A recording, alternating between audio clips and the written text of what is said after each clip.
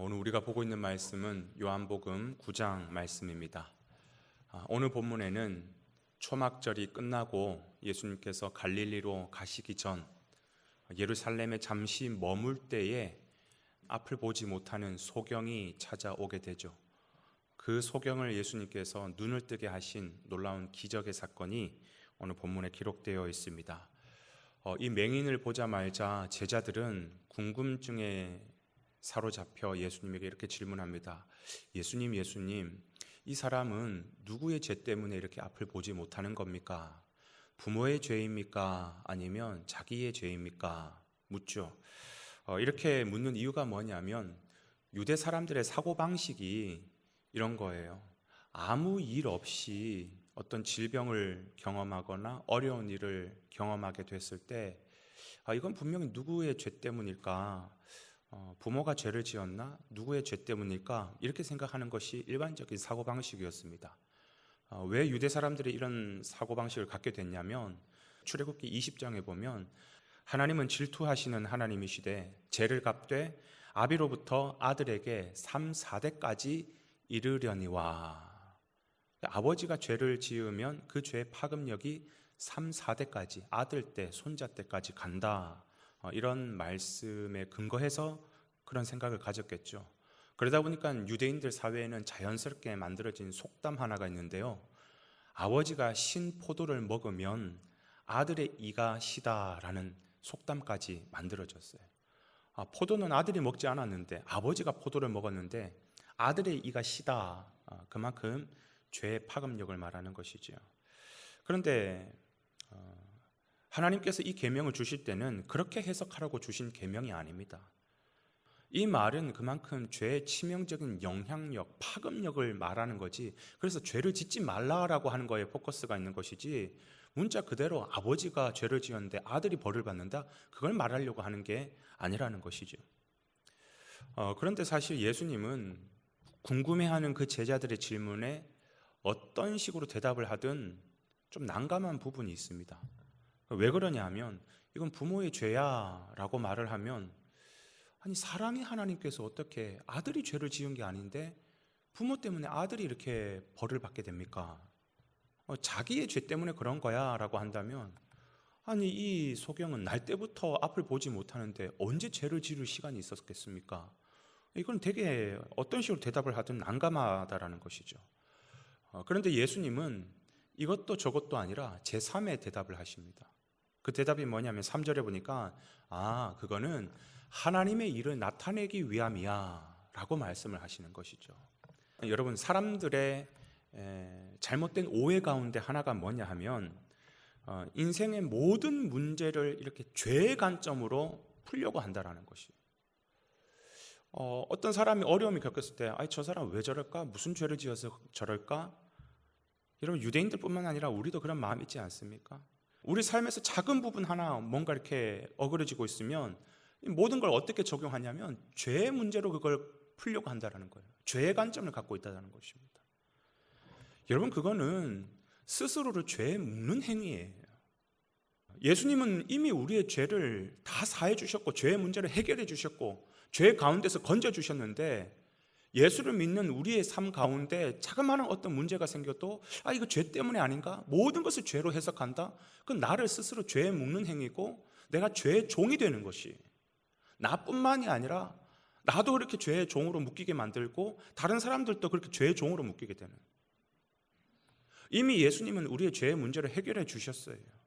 그런데 그런 은혜 가운데 사는 우리가 하나님의 관점으로 보는 것이 아니라 자꾸 죄의 관점에 갇혀가지고 본다는 것은, 이거는 하나님께서 굉장히 안타까워하시는 것입니다.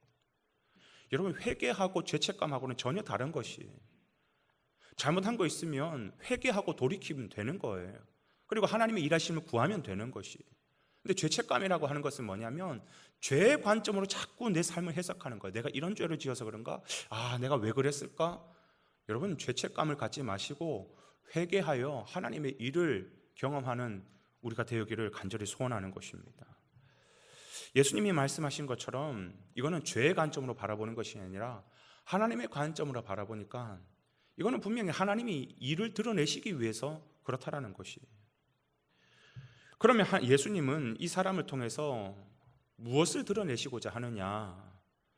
예수님은 그 맹인의 눈에다가 침에 이렇게 익인 진흙을 발라주시고 실로암 못에 가서 씻으라 라고 말씀하시죠. 그리고 이 맹인은 그대로 그렇게 순종을 했더니 놀랍게도 그 눈을 뜨게 됩니다. 얼마나 감격적인 일입니까? 처음으로 세상을 봅니다. 처음으로 부모님의 얼굴을 봅니다. 얼마나 감격적인 순간입니까?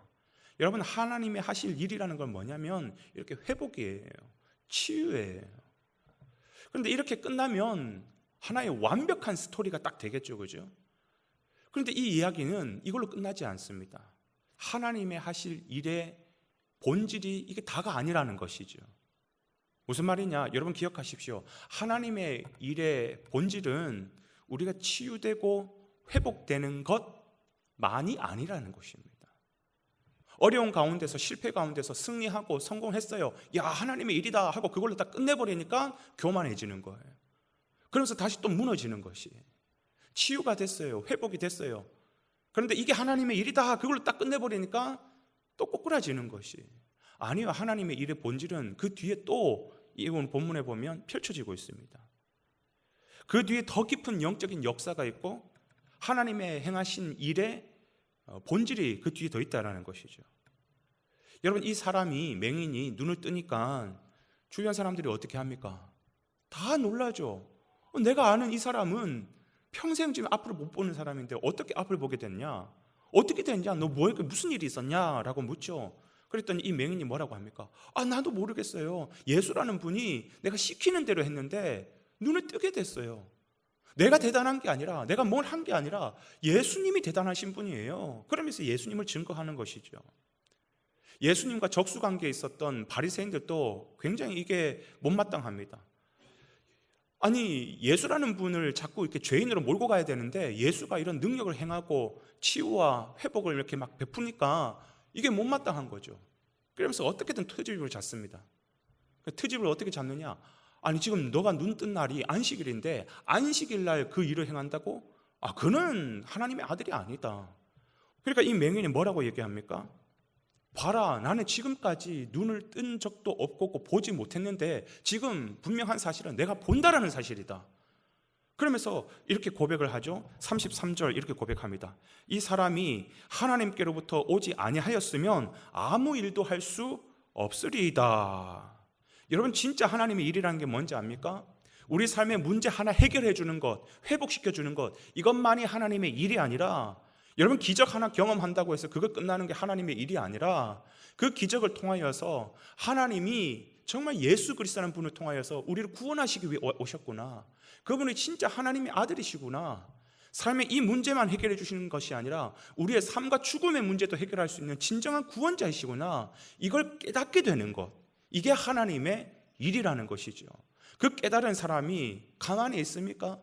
주변 사람들이 막 어떻게 됐냐고 물을 때에 그는 예수 그리스도고 그분 하나님의 아들이라는 것을 증거하는 것이에요.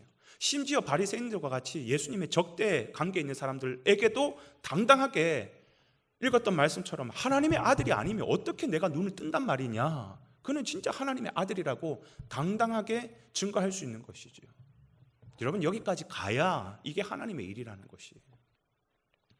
여러분, 우리 삶 가운데 크고 작은 맹인과 같이 어려움들이 있을 수 있습니다.